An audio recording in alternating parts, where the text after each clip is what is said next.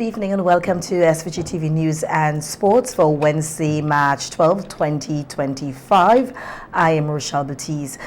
Following the alert issued yesterday by the Ministry of Health regarding the Norovirus, a highly contagious virus that causes gastroenteritis infection, disease specialist Dr. Josie Davy highlighted vomiting and diarrhea as key symptoms of the virus.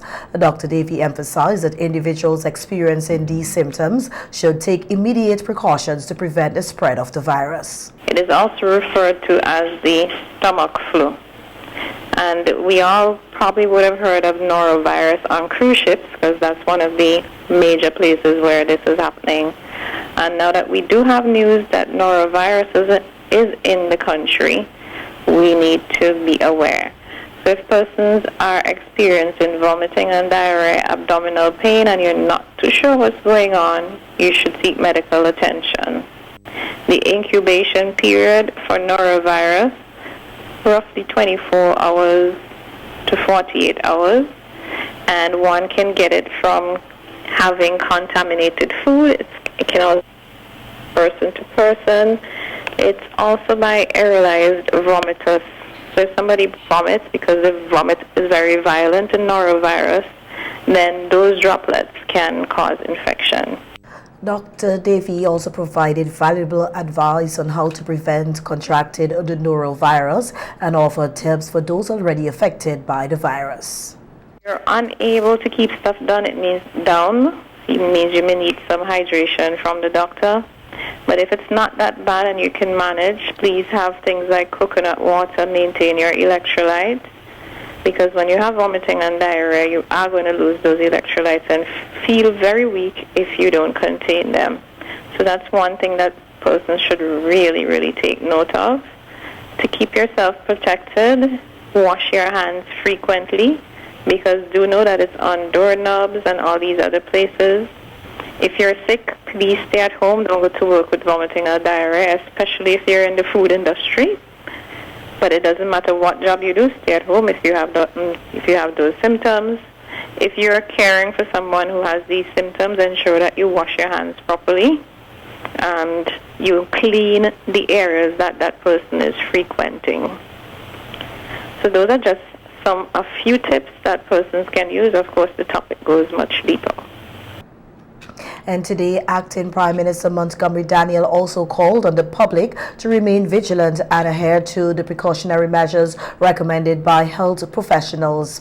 Speaking on the radio about the virus, the Acting Prime Minister emphasized that everyone needs to take responsibility for their own health, which can help prevent the spread of the virus within communities and among neighbors. It is always important, Johnny P., that once any country, as a matter of fact, have been attacked by any of these diseases, that the necessary steps be taken to prevent any further spread.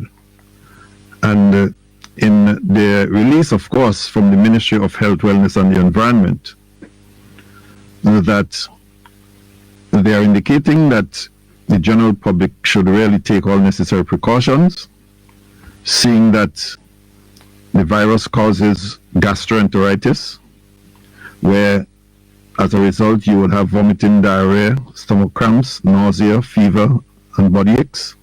And particularly for those who, like the younger children, the elderly, and those who have weak immune systems, they are asking really to take the necessary precautions, because as a result you can have serious dehydration to the extent that it can really create problems. And the Ministry of Health, Wellness and the Environment is informing the public that the Beryl Clinic will be temporarily relocated to the Daphne Community Center effective Monday, March 17, 2025. The ministry says the relocation is necessary to facilitate the construction of the Beryl Smart Clinic, a state-of-the-art facility designed to enhance healthcare services within the community. It says despite the change in location, all current services will continue as usual. The ministry says it regrets any inconvenience this may cause and appreciates the public's cooperation as they work to improve healthcare infrastructure for the community.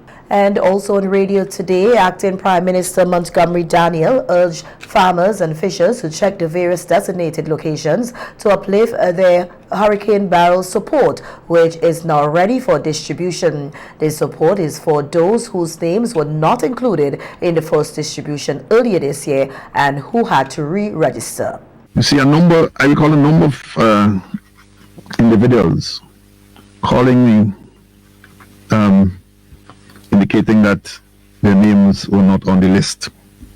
And so, having contacted the Ministry of Agriculture, then the matter was dealt with through where the farmers were asked to go and ensure that they have the information checked and verified. So that is being done now, and farmers must go and ensure that their name is there, so that when final payments are being made, that they will have that opportunity to receive levels of benefit from them.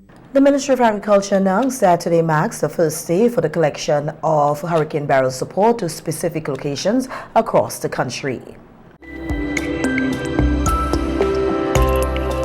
We hear that opposition leader Dr. Godwin Friday is proposing the establishment of a water transport link between North Leeward and North Windward. Dr. Friday spoke of the initiative at an event hosted by the NDP candidate for North Leeward, Dr. Kishore Shallow, over the weekend. The proposed linking of the two northern ends of the island, he said, will eliminate the transportation woes faced by residents between the two constituencies. You had this dream about having a ferry service. We want to make the North almost as though it's an independent kind of economic zone in this country, with North Leeward and North Windward linked together by a ferry service. We will also connect this surface, listen to this, to our brothers and sisters in St. Lucia, because we have one economic space here in the OECS.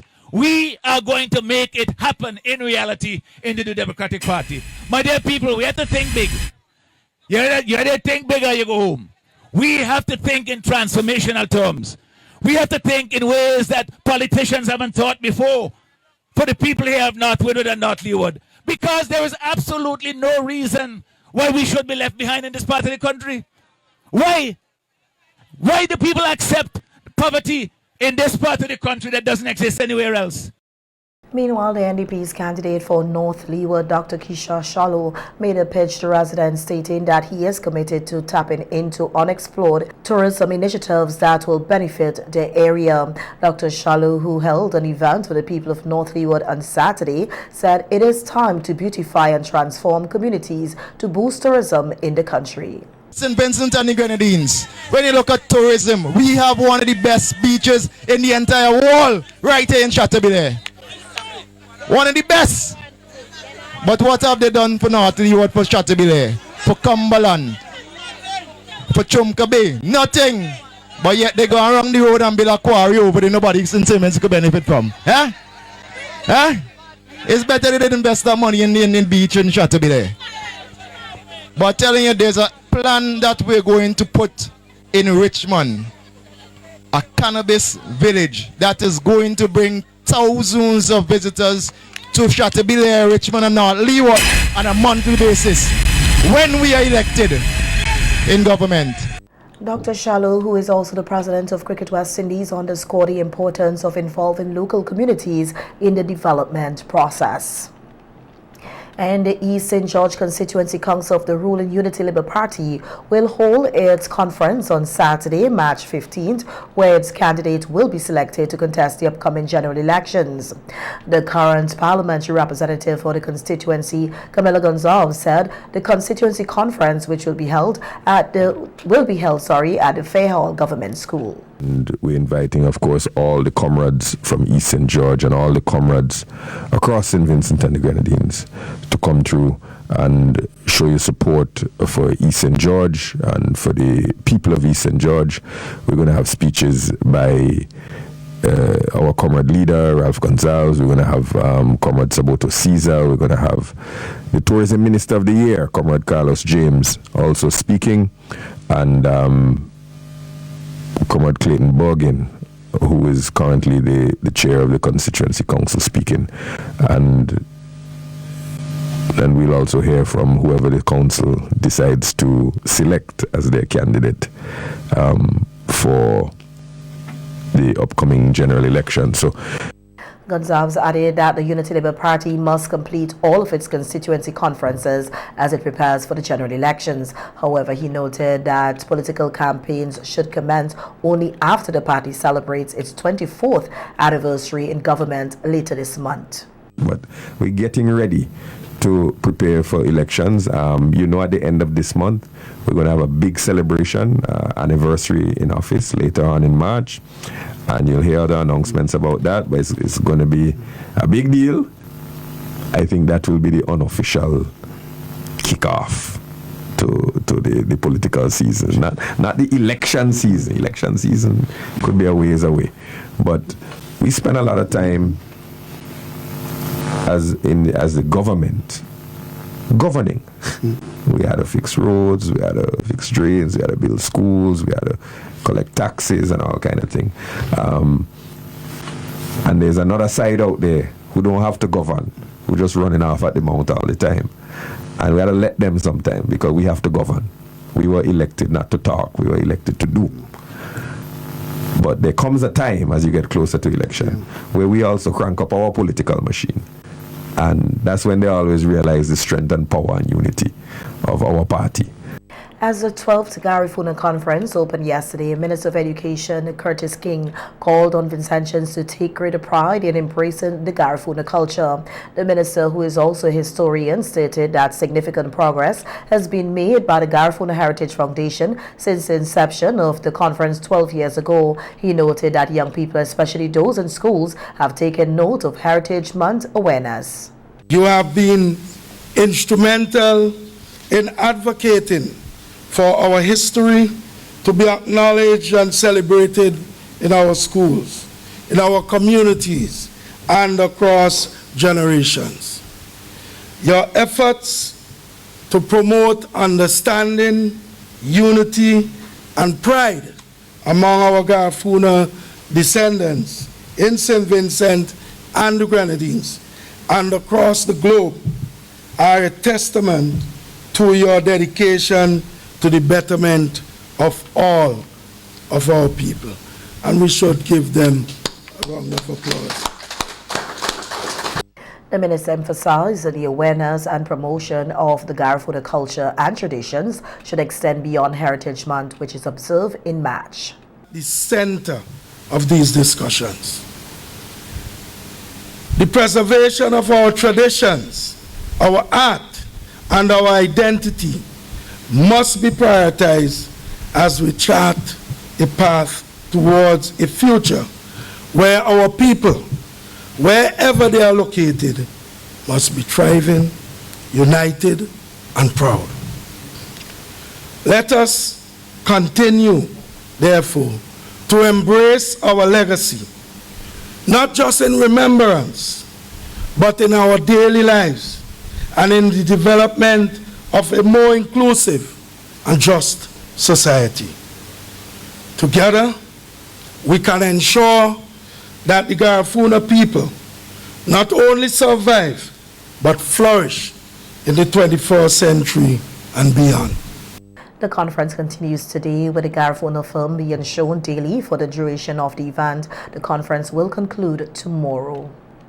And Vinsave Nursery today hosted its annual exhibition in commemoration of National Heroes and Heritage Month. Desiree Wilson, director of Vinsave, said the exhibition is aimed at educating the younger generation about their roots and heritage. Wilson emphasized that without knowing where you come from, it's difficult to determine where you are headed. She added that the event is designed to help shape and inform young minds. So as a child growing up, what we have displayed today, I am familiar with some of them, but I hardly believe the younger generation are very familiar with them. So it is a way of educating the children So as we transition out, we don't carry the information with us. We pass it on to the children who I consider to be the torchbearers.